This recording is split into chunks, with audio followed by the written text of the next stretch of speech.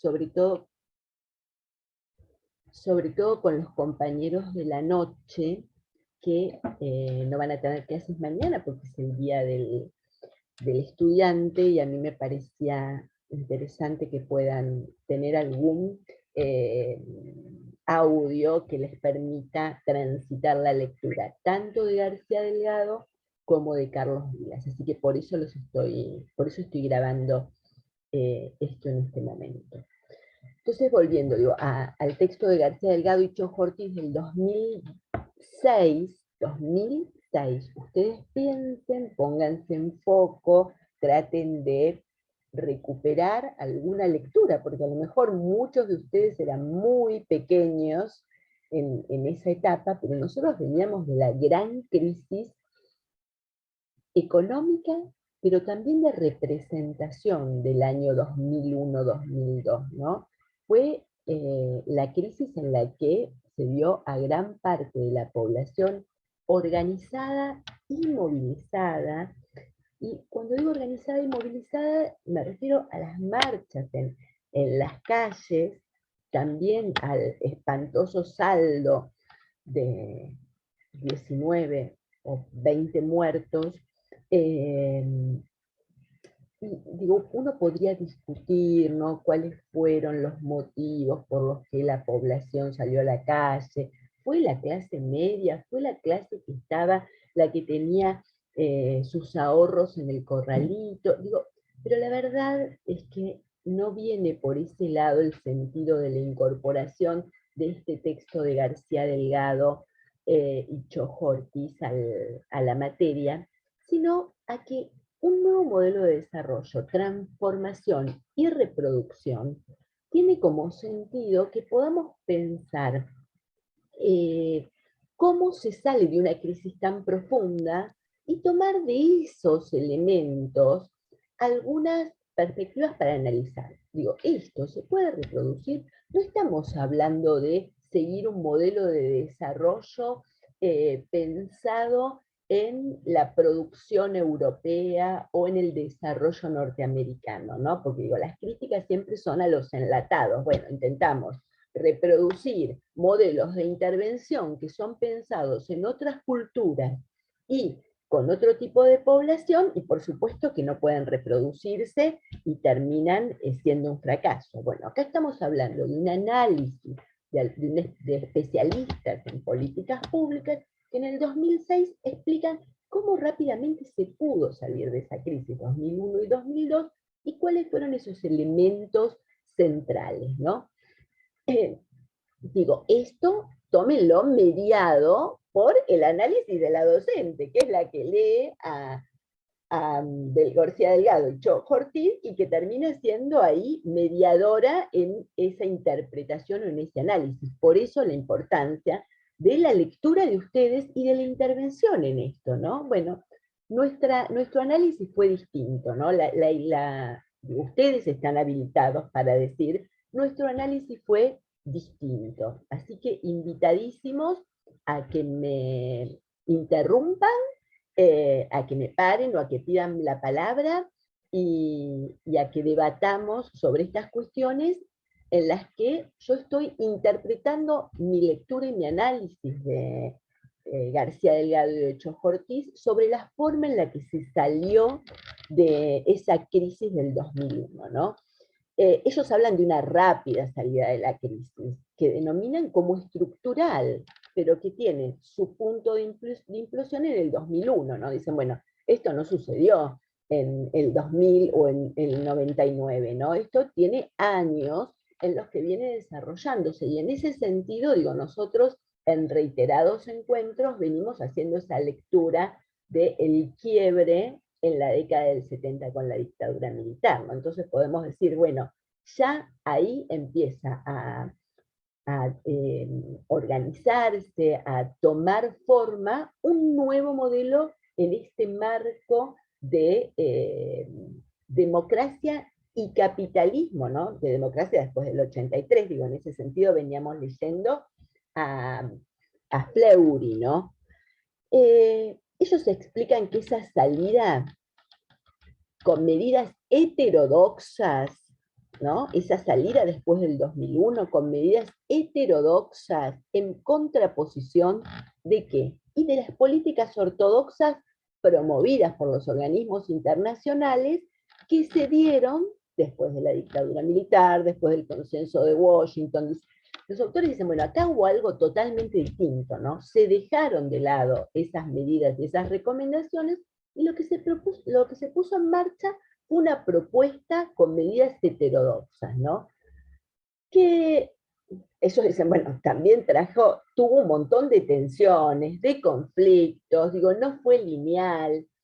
Ellos desarrollan la estrategia de ese modelo basada, dicen que ese modelo se basó en 4 pilares que la sostenían. Esos pilares eran la sustentabilidad, la equidad, la productividad, competitividad y el consenso. Reconocen 2 modelos diferentes sobre la función del Estado. Uno, en el que el rol es jurídico y garantista. ¿A qué se refieren? Al modelo enmarcado en esas políticas ortodoxas, ¿no? De consenso de Washington, que intentaban que el Estado intervenga en eso, en generar un modelo jurídico y garantista. ¿Garantista para qué? Garantista para el negocio financiero, garantista para los capitales externos, ¿no? Y el otro, dice el otro modelo, ahí marca, ¿no? Ortodoxo, heterodoxo, modelo garantista y jurídico, y el otro, ese Estado que persigue, dicen ellos, ¿no? Daniel García Delgado y Cho Ortiz, persiguen el bien común con proyectos colectivos y estrategias en búsqueda de la inclusión social, ¿no? Digo, desarrollas un texto que es un poco largo, y que me gustaría, digo, con esta primera introducción que ustedes vayan interviniendo, ¿no? Dicen que la explicación del crecimiento con incremento del Producto Bruto Interno del 9% durante 3 años consecutivos fue el más alto de los últimos 50 años. Eso lo escriben en el 2006. Y la explicación que dan es una, la política macroeconómica heterodoxa, dice, alejada de las recomendaciones de los organismos internacionales de crédito, que permitió ¿qué? Que permitió la devaluación del peso, dicen ellos, ¿no? Y eso permitió promover una economía competitiva, dicen, recuperando la capacidad ociosa de producción. ¿Qué quiere decir eso? La capacidad ociosa de producción por sustitución de importaciones y el consumo interno. ¿Qué quiere decir eso? Dinero volcado a la calle que permitió mayor demanda. Acuérdense, momento de crisis y momento en que la política social, por eso empiezan a hilvanar, ¿no? De alguna manera, porque esto también va a ir en consonancia con las políticas sociales que trabaja Carlos Vilas, ¿no? Entonces, ellos dicen, bueno, en momentos en los que había una crisis económica, pero también una crisis de representatividad, muchas de las fábricas estaban produciendo al menos el 50%, a eso se refiere, y algunas incluso cerradas, a eso se refiere con capacidad ociosa, ¿no? Y este vuelco de dinero, esta distribución, permitió incrementar un consumo y empezar a poner en marcha. Acuérdense, por ahí lo vieron en alguna otra materia, esto de las fábricas recuperadas, ¿no? De lo que fueron las universidades interviniendo como apoyo a aquellas cooperativas que se empezaron a armar en función de la recuperación de espacios de trabajo, ¿no? En esos momentos. Ellos hablan en ese primer punto, en esa primera dimensión que analizan de esas 4, ¿no? Que, bueno, hablan del consumo interno y dicen que eso se suma al aumento internacional del precio de las commodities, que lo mencionamos muchas veces, ¿no? En función de los análisis que también hace Svampa de cómo se utilizó esto del precio de las commodities para sostener un ingreso como país, como parte del Producto Bruto Interno, por ese, por ese aumento, ¿no?, del precio. Y digo, a nosotros todo eso nos hace repensar un montón. Bueno, ¿qué hacemos? Porque sabemos que en ese precio de las commodities está incluido el costo de esa sustentabilidad, ¿no? Porque decimos, bueno, el precio del aumento del precio de la soja nos permite el ingreso al país de un montón de dinero. ¿Qué hacemos? Rompemos, cortamos con este modelo de sojización, y cómo vamos a recibir o vamos a incorporar ese nivel de dólares que necesitamos, por ejemplo, para la compra de maquinarias que permitan mejorar las condiciones de trabajo, ¿no? Digo, se entiende que no hay blancos y negros, que en realidad hay un entramado que necesitamos pensar y analizar, donde hay costos y también hay beneficios, ¿no?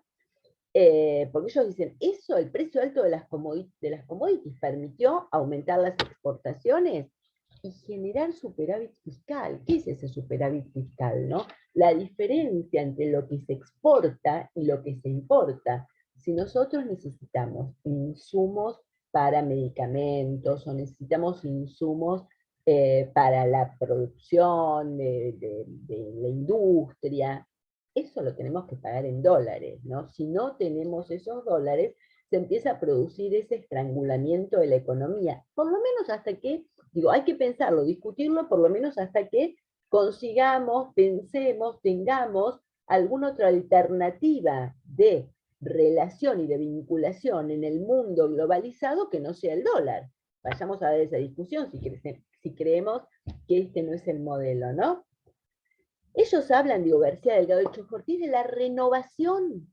Digo, recuerden que estamos hablando de los 4 pilares que ellos explican para salir de esa crisis del 2001 en tan poco tiempo. Entonces, una fue la política macroeconómica heterodoxa.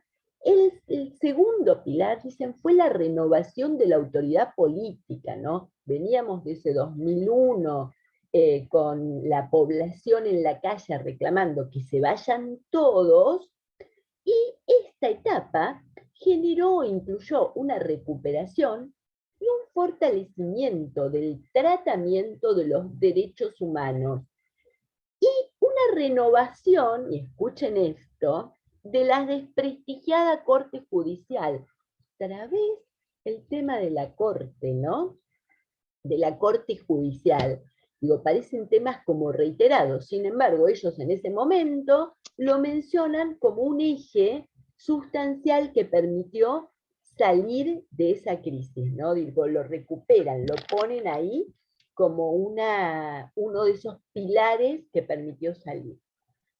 Ellos hablan de el tercer pilar como el despertar de capacidades latentes de la sociedad civil, dice, que permitieron la organización y el crecimiento tanto de sectores populares como del sector industrial pyme, generando nuevos puestos de trabajo. Y ustedes me podrán decir, bueno, con la crisis que había en el 2001, siempre existe esa posibilidad de rebote, ¿no? Cualquier cosa que se haga va a implicar crecimiento, digo, de la misma forma que nos dicen ahora, bueno, en realidad lo que se está creciendo es porque fue tanto la crisis del 2019, fue tal la crisis sufrida en el 2020, que lo que ahora se genera, digo, en el 2021 es el rebote de eso que venía destruido en el 2019, que en el 2020 impactó por el efecto de la pandemia, y hoy cualquier cosa que se haga empieza a generar algún tipo de crecimiento económico y de redistribución. Los autores dicen que el cuarto pilar fueron las condiciones económicas internacionales favorables, ¿no? Que algunos diarios, algunos medios de comunicación, pero también algunos politólogos denominan como viento de cola, ¿no? Bajas tasas de interés que permitieron renegociar deuda, alto precio de las commodities, y acuerdos internacionales, especialmente con China, ¿no? Con demanda de bienes primarios. Y empieza en esa etapa a cobrarse a organizarse ese modelo, ¿no?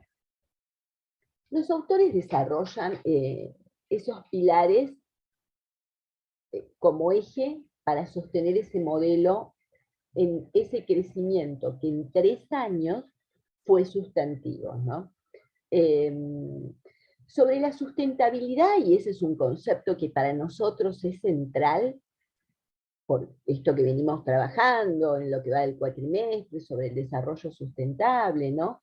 Ellos explican que es un concepto complejo, y que no se trata solamente de estabilidad económica, que de manera casi, o desde la mirada ortodoxa, sería limitarnos a medir el déficit fiscal, ¿no? Sino, dicen, que cobra sustentabilidad sociopolítica, ¿no? Dice, esa es la importancia. ¿Qué quiere decir eso? Que no se produzcan procesos de movilidad descendentes. ¿Cuántas veces escucharon hablar de los nuevos pobres, de los que se cayeron del sistema? Ellos dicen eh, que no se generen nuevas fracturas, ¿no? Ni deudas sociales, para que la relación entre representantes y representados mantenga legitimidad, ¿no? Cuando se habla de gobernabilidad, y lo venimos mencionando en reiteradas oportunidades, decimos, bueno, que existan posibilidades reales, concretas, de gobernar, y eso implica construcción de consensos, ¿no? Que no haya malestares que expliquen la explosión en la calle. Y eso, digo, es para debatir, es para discutir cómo se construyen esos consensos, ¿no? Porque digo, hoy escuchamos o volvemos a escuchar algunos análisis políticos en los que justamente esa idea de gobernabilidad o de movimientos sociales en la calle, digo, empiezan nuevamente a generarnos la necesidad del análisis, ¿no? Hablando sobre la sustentabilidad, decíamos, ellos entonces explicaban esta sustentabilidad que tenía que ver con lo económico, ¿no? La medición del déficit fiscal, la sustentabilidad que tenía que ver con la dimensión sociopolítica, y la tercera acepción del término de sustentabilidad, que es la que tiene que ver con la del medio ambiente. Y en ese sentido, los puntos claves están relacionados a los alertas sobre los monocultivos, sobre la erosión de los suelos, sobre el modelo extractivista, fundamentalmente el ingreso de capitales extranjeros para la explotación minera. García Delgado lo escribe con Chojo Ortiz en el 2006, poniendo ese alerta sobre la sustentabilidad en esas 3 dimensiones, ¿no? Por eso a mí me parece central traerlo, trabajarlo, ¿no? Valoran un fortalecimiento del concepto de ciudadanía, ¿les suena? Que interpela el modelo de desarrollo, de creación de empleo y de bienestar. ¿Les suena? Las tensiones que explican los autores como latentes son la posibilidad de procesos inflacionarios y explicaciones con miradas ortodoxas y heterodoxas, también con respuestas desde ambas perspectivas. Y el segundo, la posibilidad de crisis ambiental, producto del modelo de producción y exportación ligado a la soja, y la erosión que se produce del suelo. Justamente este fin de semana leí un artículo sobre la comarca andina, ¿no? Y la fuerza que estaban haciendo ahí los pueblos de la zona, ¿no? Para frenar una explotación minera, que se los voy a compartir después si me acuerdo de buscarlo.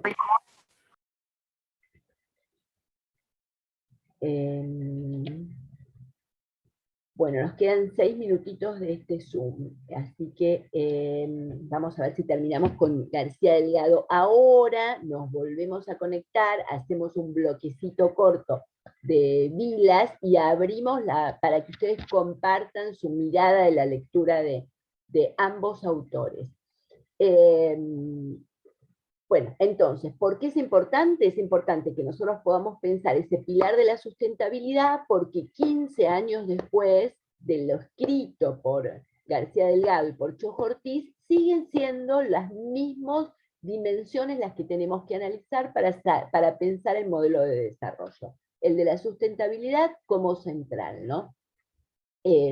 Así que ahí volver a pensar la pérdida de los recursos naturales, los procesos de producción de petróleo y de gas que empezaron, digo, en esa década del 90, ahí ustedes van a encontrar, o seguramente ya encontraron, que los autores hablan de un montón de cuestiones que después se revirtieron, ¿no? Digo, desde las AFJP, las privatizaciones que en ese momento aún seguían latentes, no latentes, seguían sustantivas, no materiales, digo, IPF, Aerolíneas Argentinas, y que después se revirtieron. Ellos hablan de la equidad con distribución del ingreso, ¿no? Explican dos modelos muy bien diferenciados. El primero, en el que la política social sea el instrumento de contención y se apele a mecanismos de solidaridad y también de responsabilidad social del empresario. Ese es el modelo de neofilantropía. ¿Les suena? Lo escribían en el 2006. ¿Qué pasó a partir del 2015 en nuestro país? Fue ese el modelo, ¿no? Neofilantropía, mecanismos de solidaridad y responsabilidad social empresaria, pensando la política social como una contención, no como una posibilidad de desarrollo. Ellos dicen, el segundo modelo es capaz de discutir, basado en un modelo de justicia, la equidad con inclusión, y eso implica redistribución, compromiso del Estado para mejorar situaciones desigualitarias desde el punto de partida, y mencionan la sustancial mejora en el porcentaje de pobreza, ¿no? Entonces dicen, los autores dicen, había un 57% de pobreza en el 2002, y pasó al 33% en el 2005. Y nombran instalan como fundamental en ese modelo de equidad con distribución del ingreso el tratamiento de la legislación de los 90 que colocó en situación de desventaja a los trabajadores, favoreciendo a los empresarios. Y ese modelo que era el de las ART, y ellos mencionan ahí las indemnizaciones, 15 años después, y los temas vuelven a ser recurrentes sobre la mesa, ¿no? A pesar, dicen, del rápido crecimiento, los autores explican que existen tres brechas distributivas como desafío para mejorar. Dice, una, atente a esto, la brecha social, marcada entre los que más tienen y los que menos tienen, año 2006, que también se puede pensar en términos de porcentaje de distribución entre el capital y el trabajo. Dos, la brecha espacial, dicen, que se refiere a cómo se distribuye espacialmente los ingresos, la inversión y las oportunidades laborales. En ese sentido, se explican zonas urbanas de opulencia que se contraponen con zonas marginalizadas, grandes conglomerados con consumos de alta gama y espacios como islas de escasos recursos. Y la tercera, dice, es la brecha temporal. Se refiere a cómo se distribuye la riqueza intergeneracionalmente, encontrando los extremos como los más desfavorecidos. ¿Cuáles son esos extremos? Y por un lado los jubilados. Recordemos, dice, que hasta ese momento las jubilaciones estaban privatizadas en manos de las AFJP. Y el segundo extremo es el de los niños y jóvenes, ¿no? Con 9 millones de niños en hogares pobres y jóvenes que no estudian y tampoco tienen inserción laboral, año 2006. Mencionan la redistribución de una sociedad fragmentada y afirman que el crecimiento económico no es suficiente. Nuevamente, después de lo que leímos con tantos autores, Silva, Max Neff, porque no generan en sí mismo ese crecimiento económico, la distribución equitativa, inician explicando que el 45% de la población económicamente activa se encuentra en el sector informal, por lo que la negociación paritaria que acuerda una suba salarial, que es esta relación capital-trabajo, no es la discusión, no garantiza la mejora en ese sector. Plantean estrategias, ¿no? Y que en búsqueda de esas estrategias, la política cobra centralidad y la política de discusión de empleo de calidad y registrado. Eso es lo que hay que generar para una diferente distribución de esos ingresos, ¿no? Se va a cortar